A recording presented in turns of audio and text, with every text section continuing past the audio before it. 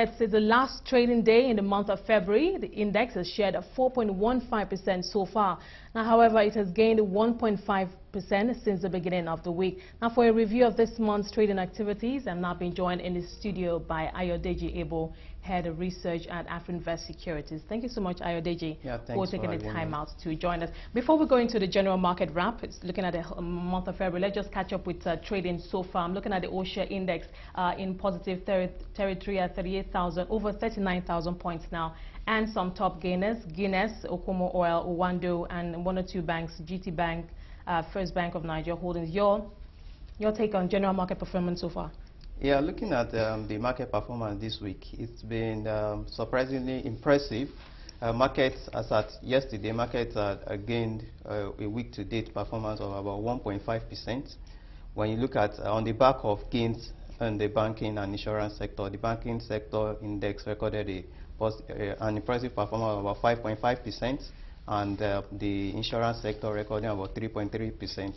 Well, we attribute this to the cheap prices of stocks. Most of the banking stocks were the most hit last week before the suspension of the CBN governor, and people are already trying to see that take advantage of that position with a price to book earnings dropping below 1.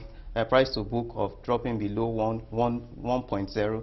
So we feel there's very attractive. It is very attractive for investors. So that's why they're trying to. Speaking about attractive, now for the bank stocks, yes, we know most times bank stocks are attractive to investors. But for the insurance stocks, how strong is the sentiment for the stocks? Yeah, looking at the insurance sector, the people are seeing prospects that eventually the federal government will have to pass the compulsory insurance law, which is one of the major going to be major driver in that particular sector. And some of the top insurance stocks are already trying to do some reconstruction. Where you also see the acquisition, the custodian insurance, there's restructured.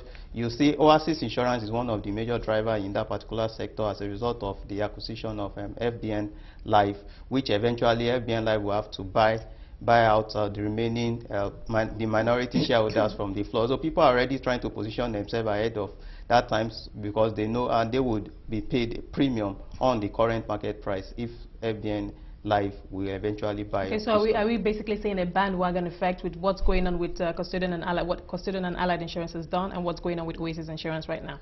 Yeah, it's part of a speculation that they're being hopeful that if FBN Life comes, especially for Oasis Insurance, if FBN Life comes to take over the company, they will have to put a premium to the current market price. So they are just speculating.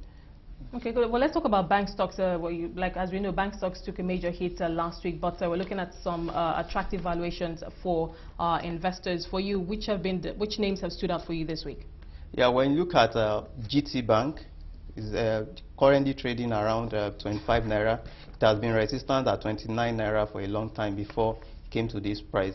So it may look pricey looking at it based on valuation, price to book about 1.2 compared to the average 0.9 price to book multiple.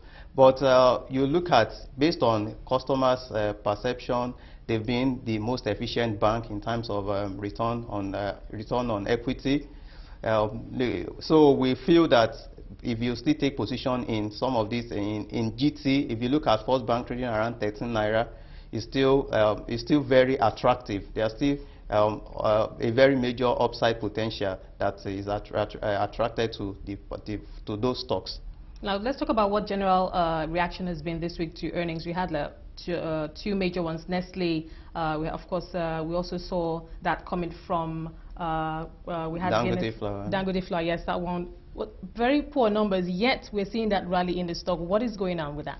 Yeah, you know, Tiger Brand have acquired over like 63% of the company, and investors, the minority shareholders, are anticipating that they will eventually buy them off the market. So they are trying to position themselves. As at this morning, it was on bid about 700,000 units. They are trying to position themselves ahead of when Tiger Brand will be coming, so that they will be able to enjoy from the premium that will be Same placed. thing we're seeing with Oasis Insurance. So it's all about positioning at this moment to get a higher. Trying to just take advantage of the market when you see where you can make. Well, that's quite interesting. Well, let's talk about earnings projections for next week. We're expecting to see some big names, perhaps, from the banking space. And at the point, it appeared as if there was a bit of a delay, but we've been seeing the numbers trickle in. But for next week, are we going to see more come out? Yeah, we expect to see more results being published next week.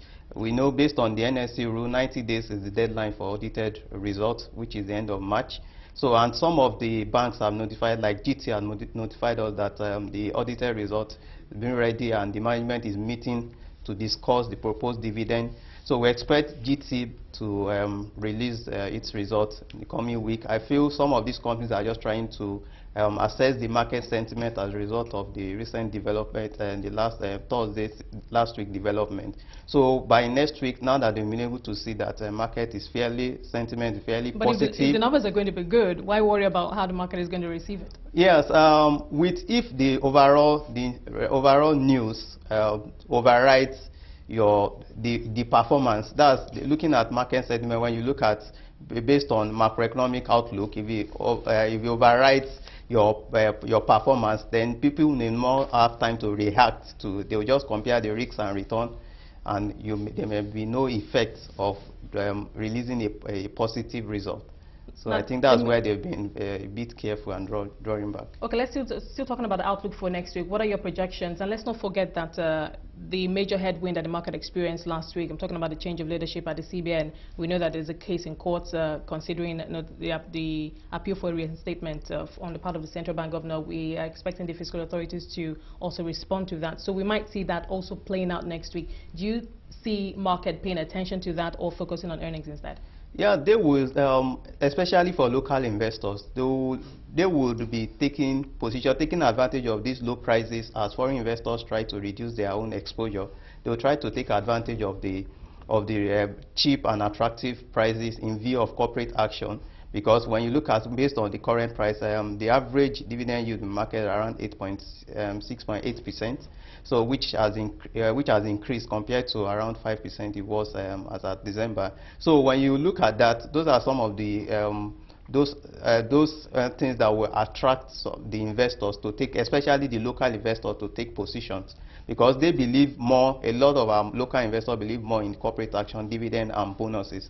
So they will try and position themselves. However, when we look at the in view of the continued tapering in the US, the foreign investors will not increase their exposure, coupled with the increase. If they don't increase it, do you see them reducing it? They will try to reduce it, such that in view of the increased country risk premium that based on the political risks that in 2014 we're looking at. When you look at Nigeria, some of those things, they will try to reduce that. The return they may get may not match the risk that may be involved. So we expect the market to remain soft, and we are projecting our a week-on-week change of our 0.5% positive. Now, even if that happens, even if we see a slight pullback or a wait-and-see attitude on the part of foreign investors, can't local participation plug that gap? Because I know that, like as you said, local investors will be looking to the earnings, focusing on domestic issues, and of course taking advantage of attractive valuations at the moment. Yeah, for this week, it's also the local investors that have been trying to absorb the shock, that's the sell-off of the foreign portfolio investors. But when you look at their capacity, how much funds locally do we have? Apart from the PFAs that have the fund to buy into this market, the local investors, when you look at, they don't have much capacity for them to be able to absorb some, or if the FPIs continue to sell.